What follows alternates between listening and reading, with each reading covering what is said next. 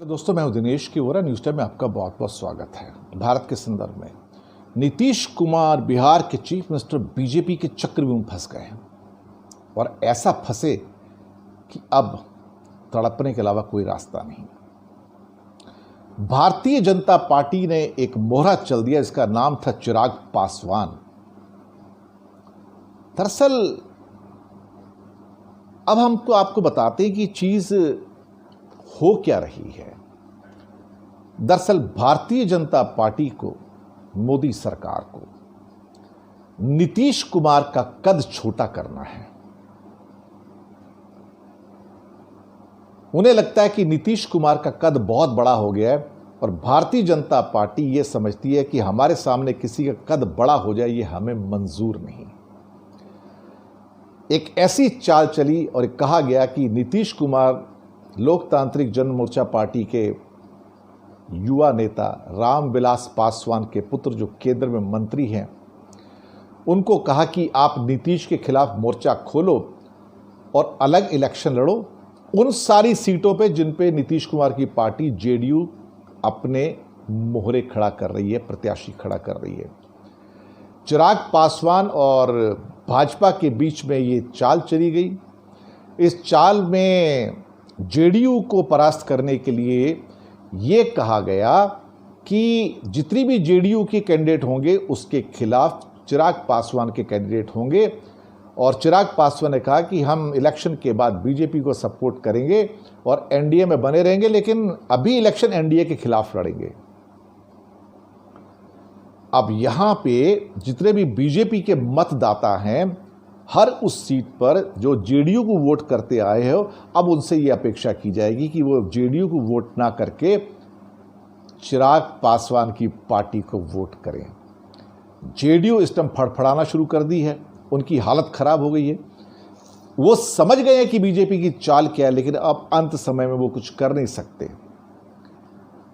ऐसा है कि इन हालातों में अगर बीजेपी का वोट जेडीयू को ट्रांसफर नहीं होता है इलेक्शंस के अंदर, जो होने की पूरी संभावना है, तो जेडीयू, मुझे कोई हैरानी नहीं होगी कि ये 20-25 सीट पे सिमट के आ जाए 60-70 सीटों से और चिराग पासवान की पार्टी बढ़कर 60-70 सीटों पे आ जाए।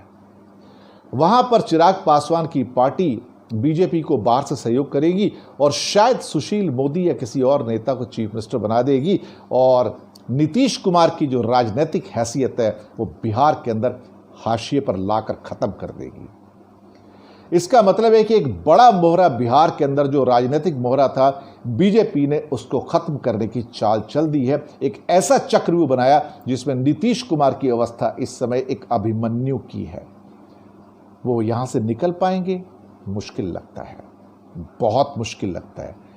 जेडीयू शायद इलेक्शन के बाद जो उसका हश्र हो सकता है, वो मैं अभी से सोच रहा हूं कि जहां पर शायद उसकी हस्ती एक फ्रिंज एलिमेंट से ज़्यादा ना हो पाए इलेक्शंस के दौरान, और अगर कहीं ना कहीं उसको 20-30-40 सीट मिल भी गई तो वो इस हैसियत में नहीं रहेंगे कि नीतीश कुमार को मुख्यमंत्री बना सकें।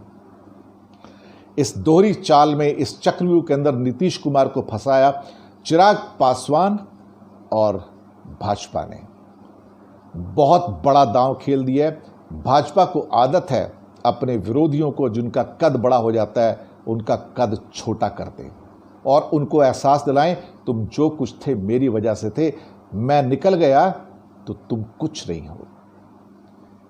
और 1-2 महीने में रिजल्ट्स आ जाएंगे इसके और आपके सामने एक नया चेहरा आएगा वहाँ पर बिहार में, और वो मुख्यमंत्री ज़्यादा करके देखा जाए तो बीजेपी का होगा। नीतीश कुमार मुख्यमंत्री शायद नहीं बन पाएंगे। वो इस चक्रव्यूह के अंदर 7वां द्वार पार नहीं कर पाएंगे। आसार ऐसे ही हैं। धन्यवाद आपका।